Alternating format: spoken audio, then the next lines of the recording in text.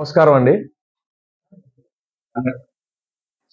నిన్న తణుకులో జరిగిన తెలుగుదేశం పార్టీ, బీజేపీ పార్టీ, అలానే జనసేన పార్టీ కూటమి ర్యాలీలో వ్యక్తిగతంగా కార్బో నాగేశ్వరరావు గారిని, మా ఫాదర్ని, అలానే నన్ను టార్గెట్ చేయడం జరిగింది. కార్బో నాగేశ్వరరావు గారు ఏదైతే తణుకు గురించి అన్నీ కూడా వివరణ ఇవ్వడం జరిగింది నిన్న రాత్రి ప్రెస్ మీట్లో, అలాగే నా గురించి కూడా మాట్లాడారు. కాబట్టి ఏదో తణుకులో నేను కూడా ఏదో దోచేసుకున్నట్టుగా మాట్లాడారు. అలానే ఏవో హైదరాబాద్లో 2 స్టీల్ ఫ్యాక్టరీలు కట్టేసుకున్నామంట తణుకులో దోచేసుకుని, అలానే ఇంకేవేవో మాట్లాడడం జరిగింది. ఈరోజు ఒకటే చెప్తున్నానండి, ఒక 33 ఏళ్ల యువకుణ్ణి మరి జగన్మోహన్ రెడ్డి గారు మరి ఏలూరు పార్లమెంట్ అభ్యర్థిగా నన్ను నిలబెట్టారు. అది కూడా ఒక బీసీని కాబట్టి, మరొక బీసీని కాబట్టి, మరి కార్బో నాగేశ్వరరావు గారి కొడుకుని కాబట్టి ఇంకా తట్టుకోలేక ఇలా టార్గెట్ చేశారని చెప్పి నేను నమ్ముతున్నాను. అలానే ఏదైతే 2 స్టీల్ ఫ్యాక్టరీలు బాలానగర్లో అడ్రస్తో సహా చెప్తున్నారు, మరి ఆ స్టీల్ ఫ్యాక్టరీలు చూపిస్తే నేను ఆ స్టీల్ ఫ్యాక్టరీలు ఆ కూటమి ఎవరైతే 3 పార్టీలు ఉన్నారో వాళ్ళందరికీ గిఫ్ట్గా ఇచ్చేస్తాను. రాజకీయాల్లోంచి తప్పుకుని నేను బయటికి వెళ్ళిపోతాను, ఇంకెప్పుడు కనపడను కూడా ఈ రాజకీయాల్లో. అలానే ఒకవేళ ప్రూవ్ చేయలేకపోతే చంద్రబాబు నాయుడు గారు, పవన్ కళ్యాణ్ గారు మరి రాజకీయాల్లోంచి తప్పుకుంటారా అని చెప్పి నేను ఛాలెంజ్ విసురుతున్నాను గట్టిగా. మరి ప్రూవ్ చేసుకోండి. ఎవడో చెప్తున్నాం కదా, ఎవడో పనికి మాలిన వాడు స్క్రిప్ట్ రాసిస్తే ఏదో చూసి చదివేయడం కాదు. మేమేం చేసినా ప్రజలకి మంచి కోసం చేసాం. తణుకులో మరి 2 సార్లు గెలిచాం. మరి స్వాతంత్రం వచ్చినప్పటి నుంచి ఎప్పుడు అక్కడ ఒక బీసీ అభ్యర్థి గెలవలేదు. మరి ఫస్ట్ టైం కార్బో నాగేశ్వరరావు గెలిచారు, మళ్ళీ రెండోసారి మొన్న గెలవడం జరిగింది, మళ్ళీ ఈసారి 3వ సారి గెలవబోతున్నారు. మరి అంత ఆదరించిన ప్రజలు మరి ఇంకేదో అసూయతో కక్ష సాధింపుగా ఏదో ఇష్టం వచ్చినట్టు మాట్లాడితే మాత్రం అది కరెక్ట్ కాదు. బాబు కొడుకుని ఇద్దరిని ఓడిచ్చేస్తా అంటున్నారు పవన్ కళ్యాణ్ గారు.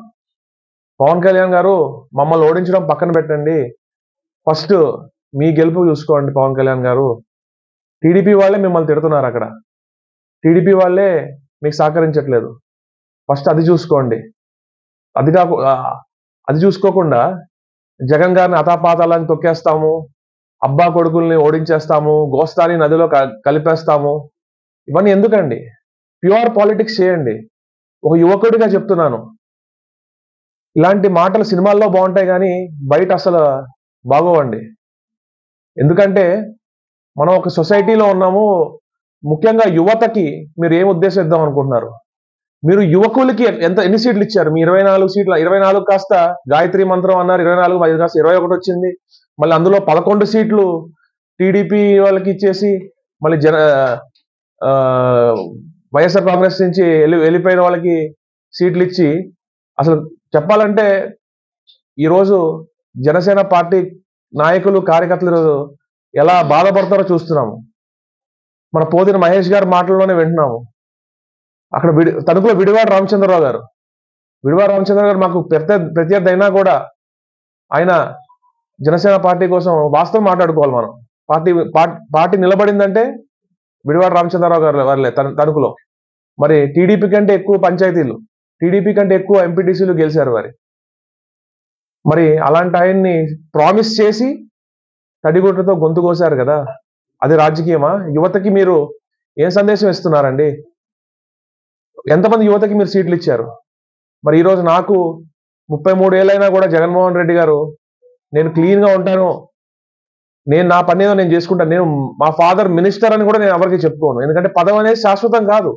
ఈరోజు పదవి ఉంటుంది, రేపు ఉండకపోవచ్చు. ప్రజలు డిసైడ్ చేస్తారు, ప్రజలే కదా అన్ని డిసైడ్ చేసేది. సో నేను పదవి ఎప్పుడు నెత్తికి కానీ ఒంటికి కానీ ఎక్కించుకోము. మీరు పదవి అనుభవించకుండానే, ఒక ఎమ్మెల్యే అవ్వకుండానే మీరు ఇట్లా బిహేవ్ చేస్తున్నారంటే, మరి రేపు పొద్దున్న మీరు ఏదన్నా ఎమ్మెల్యేగా ఏదైనా ఎమ్మెల్యే పోటీ చేస్తారు, ఎంపీ పోటీ చేస్తారు, స్వాప్ చేసుకుంటూ అంటున్నారు. మరి ఏది చేస్తారో మరి మీకు కూడా తెలియనట్టుంది, మరి మాకు తెలియదు. మరి మీరే ఏ పదవి లేకుండా ఇట్లా ఉంటే రేపు పదవి వస్తే ప్రజల మీద ఎట్లా ఉంటారు, ప్రజల్ని ఎంత చులకనగా చూస్తారో అది క్లియర్ గా అర్థం అవుతుంది. ఈరోజు ఎస్సీ, ఎస్టీ, బీసీ, మైనారిటీలకి జగన్మోహన్ రెడ్డి గారు పెద్దపీట వేశారు. మీరు ఎన్ని సీట్లు ఇచ్చారు? బీసీలకి జగన్మోహన్ రెడ్డి గారు ఎన్ని సీట్లు ఇచ్చారు? యువతకి ఎన్ని సీట్లు ఇచ్చారు? ఈరోజు జగన్మోహన్ రెడ్డి గారు చూసుకుంటే మన ఎంతమంది యువతకి ఇచ్చారు? అటు మచిలీపట్నం కానివ్వండి, మన చెవిరెడ్డి భాస్కర్ రెడ్డి గారు అబ్బాయి కానివ్వండి, ఎంతమంది యువత ఉన్నారు ఈరోజు వైఎస్ఆర్ కాంగ్రెస్ పార్టీలో. రేపటి కోసం మేము అందరం కష్టపడతాం పెద్దల సహకారంతో. మరి మీరు చూస్తే అవే టీడీపీ వాళ్ళని జాయిన్ చేసుకుని, అవే పాత వైఎస్ఆర్ సిపి కాంగ్రెస్ వాళ్ళని జాయిన్ చేసుకుని మరి చేశారు.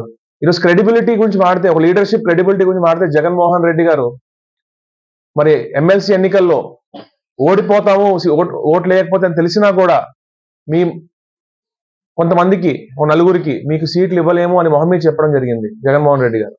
మరి ఈ రోజు మీరు తణుకులో చూస్తే ఒకలాగా, మన విజయవాడ పోతిన మహేష్ గారిని చూస్తే ఒకలాగా, ఎవరైతే మీకోసం బట్టలు చించుకుని మీకోసం కష్టపడి తిరిగిన వాళ్ళు, మీరు ముఖ్యమంత్రి అవ్వాలని చెప్పి కోరుకున్న వాళ్ళనే మీరు ముంచేస్తే రేపు మీరు ప్రజలకు ఏం న్యాయం చేస్తారండి?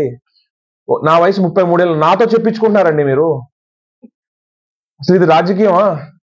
వ్యక్తిగతంగా ఎందుకు వెళ్తున్నారు? ఎవరో రాసిచ్చిన స్క్రిప్ట్. మరి నా ఛాలెంజ్ స్వీకరించండి. మరి ఆ ఫ్యాక్టరీలు ఎక్కడో 2 చూపించండి నాకు. చూపించి అవి నా పేరు మీద కానీ, మా కుటుంబ సభ్యుల పేరు మీద కానీ, ఎవరి పేరు మీద ఉంటే అది మీకు గిఫ్ట్, అది గవర్నమెంట్కి ఇచ్చి టీడీఆర్ బాండ్స్, ఆ టీడీఆర్ బాండ్స్ ఇంట్రడ్యూస్ చేసింది తెలుగుదేశం పార్టీ టైంలో. మరి రైతులు తీసుకుంటే దానికి కార్బన్ నాయసార్కి ఏం సంబంధం అండి? మరి లబ్ధిదారులు ఉన్నారు క్లియర్ గా, టీడీఆర్ బాండ్స్ ఎవరి పేరు మీద ఉన్నాయి, వాళ్ళ పేరు మీద ఉన్నాయి. మా కుటుంబ సభ్యులు కానీ, మాకు కానీ ఎవరి ల్యాండ్లు లేవు, మేము ఎవరికి ఇవ్వలేదు. ఎవరైతే రైతులు ఉన్నారో, తణుకులో గ్రీన్ జోన్ లో ఉన్న రైతులు ఎవరైతే ఉన్నారో, గ్రీన్ జోన్ లో ఉన్న రైతులు గవర్నమెంట్ ల్యాండ్ ఇచ్చి టీడీఆర్ బాండ్లు తీసుకున్నారు.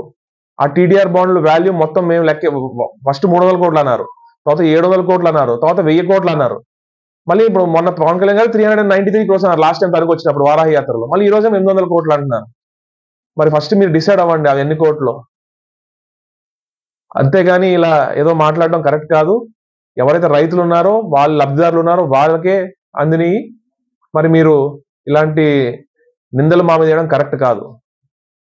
టీడీపీ గవర్నమెంట్ లోనే మీకు కావాలంటే దీని తర్వాత మేము మీకు చూపించిన గవర్నమెంట్ ఆర్డర్ వచ్చింది.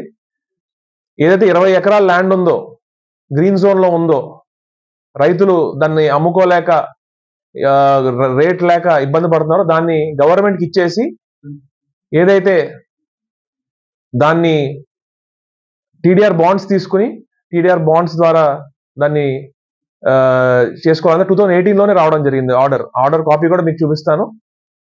మరి ప్రాసెస్ ప్రకారం జరిగింది అది.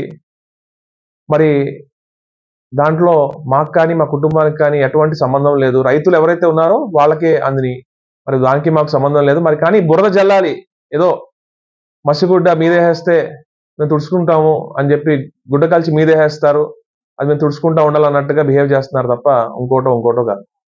అందులో 90% తెలుగుదేశం పార్టీ సానుభూతి పరులు ఉన్న సామాజిక వర్గం వారే బెనిఫిషియరీస్. మరి వాళ్ళు మాకు ఇచ్చేస్తారా? వాళ్ళు ల్యాండ్ ఇచ్చుకుని వాళ్ళు టీడీఆర్ బాండ్స్ తీసుకుంటే మాకు డబ్బులు ఇచ్చేస్తారా? ఇవ్వరు కదా. కామన్ సెన్స్ తో ఆలోచించాలండి పవన్ కళ్యాణ్ గారు.